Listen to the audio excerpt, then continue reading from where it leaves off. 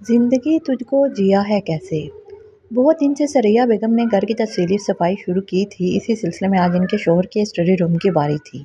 वैसे तो वो हर माह घर की तफसीली सफाई करवाती थी, मगर स्टडी रूम को इनके शोहर सज्जाद खुद साफ करवाते थे। आज उन्होंने सोचा कि चंद दिन से वो अपने भाई के घर कराची गए हुए हैं, मेरे पास वक्त भी है, इसलिए मैं सफाई करवा देती हूँ। नजरीन, तुम झाड़ू बाद में लगाना, पहले सफाई के लिए कपड़े ले आओ, उन्होंने चीज़ों पर पड़ी गिर्द को देखते हुए कहा। सरिया बेगम वहां रखे स्टडी टेबल की कुर्सी पर बैठ गई। सामने रखी किताबों को तरतीब से रखा। टेबल की दराज को खोला तो इसमें दो डायरियां पड़ी थी, साथ ही एक लिफाफा पड़ा था। वो लिफाफे को खोलकर देखने लगी। ओ मेरे अल्लाह, इन पर तो जैसे आसमान ही टूट पड़ा। बाकी किताबें बाहर धूप में रख दो, बाहर रख कर झाड़ दूं। नसरीन कब कमरे में आई, वो क्या कह रही थी, इनको कुछ सुनाई या दिखाई नहीं दे रहा था। वो तो जैसे सकते में आ गई थी। इस लिफाफे में इनके शोहर का किसी औरत के साथ निकाह नामा था, साथ ही एक डेथ सर्टिफिकेट भी था। उन्होंने लिफाफे के अंदर ही डाल दिया और निकाह नामा अपने हाथ में पकड़ लिया। नसरीन, तुम जाओ, ये काम हम कल कर लेंगे, उन्होंने बड़ी हिम्मत करके बोला। तुम किचन का बाकी काम करो और चले जाओ। वो निकाहनामा लेकर अपने कमरे में आ गई। 33 साल से जिस शख्स के साथ हूँ वो किसी और का भी है। निकाहनामे पर जो तारीख लिखी थी इसके मुताबिक इस निकाह को 25 साल गुजर चुके हैं। ओ मेरे अल्लाह, 28 अगस्त को जब सज्जाद ने ये निकाह किया होगा तो मैं कहाँ थी? मैं इस वक्त आराम से कैसे सो गई होगी? मुझे पता ही ना चला कि वो किसी और का हो गया। इस रात, इस दिन वो मुझे क्या कहकर घर से गए होंगे और वो इनके साथ कहाँ रहती होगी? इन सब सवालों ने इनका दिमाग मौफ कर दिया था। 57 साला सरिया बेगम को लगा जैसे वो दुनिया की सबसे ज़्यादा बेवकूफ़ और कम अकल खातून है। मेरे अल्लाह, ये क्या हो गया? ये आपकी मर्ज़ी से मेरे साथ हुआ। सज्जाद की मोहब्बत सिर्फ 8 बरस ही मेरी थी, मुझे पता क्यों ना चल सका। सोचते सोचते वो थक गई। सुबह 11 बजे से इसी कुर्सी पर बैठी थी, 3 बज गए थे। नमाज भी नहीं पढ़ी थी। सज्जाद के साथ गुजारी हुई ज़िंदगी का हर लम्हा याद करना चाह रही थी कि किस तरह मुझे याद आए कि जिससे ये पता चले कि ये वाक़या भी हमारी ज़िंदगी में हुआ था। वो अपनी जगह से उठी, थके थके कदमों के साथ किचन में गई। सज्जाद को कीमा मटर बहुत पसंद थे, उन्होंने जैसे तैसे वो पकाया। सज्जाद तो मेरे खाने की बहुत तारीफ़ करते हैं, वो क्या पकाती होगी उनके लिए? क्या सज्जाद इसकी भी इतनी ही तारीफ़ करते होंगे? सज्जाद इससे क्या पकाने की फरमाइश करते होंगे? ये सोचते सोचते इनका दिमाग शल होने लगा है। उन्होंने खाना पर तैयार किया, रोटियां बनाने का असफर को कहा और फिर अपने कमरे में चली गई। थोड़ी ही देर बाद दरवाजे पर बेल हुई। सरैया बेगम का दिल ज़ोर ज़ोर से धड़कने लगा। ये सज्जाद ही होंगे। वो जल्दी से बाथरूम में चली गई। सरैया बेगम आज इनका सामना करना चाह रही थी, मगर कब तक अपने आप को कुछ नॉर्मल करके जल्दी से बाहर आई। सज्जाद बाहर लॉन्ज में बैठे सिगरेट पी रहे थे।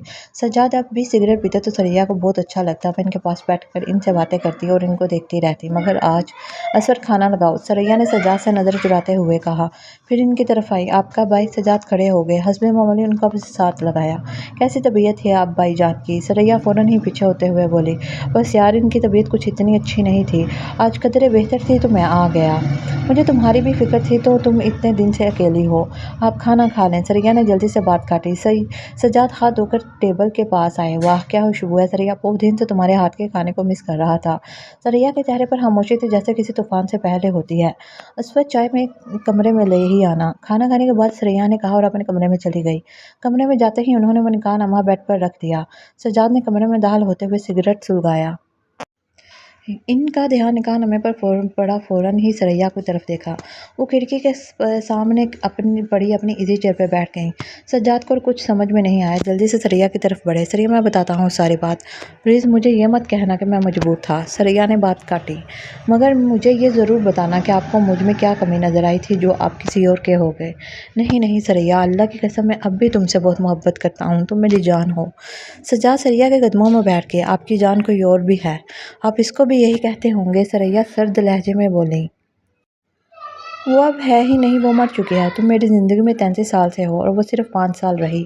सज्जाद तड़प कर बोले। नहीं सज्जाद, मैं आपकी ज़िंदगी में सिर्फ 8 साल रही, वो आपकी ज़िंदगी में पिछले 25 साल से है। आपको मुझ में कोई कमी महसूस हुई तो आपने इसको मेरी जगह दी। नहीं सरैया, नहीं, तुम में कोई कमी नहीं, तुमसे आज भी इतनी मोहब्बत करता हूँ जितनी शुरू में करता था।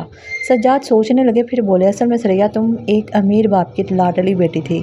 जब से हमारी शादी हुई थी तुम्हारे लिए बहुत कुछ करता था।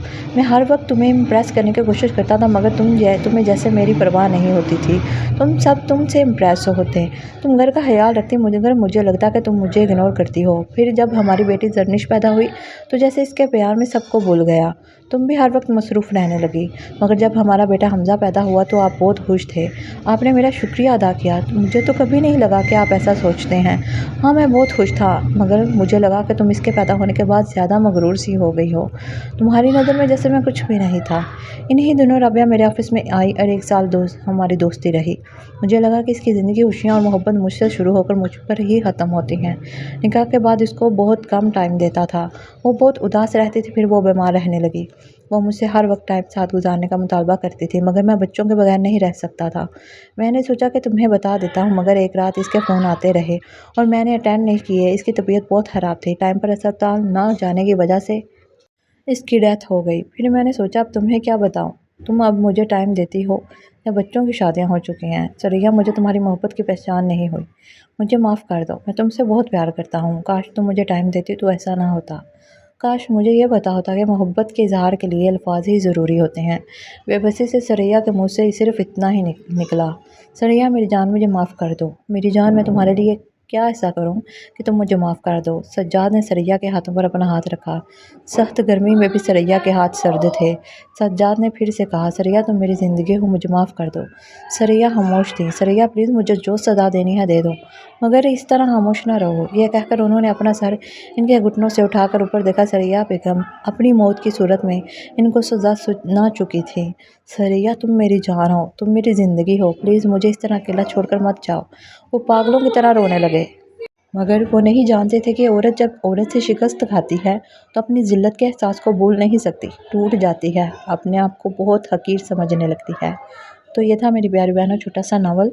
उम्मीद है आपको ज़रूर पसंद आया होगा। प्लीज़ मेरे चैनल को लाइक कीजिए, सब्सक्राइब कीजिए। शुक्रिया।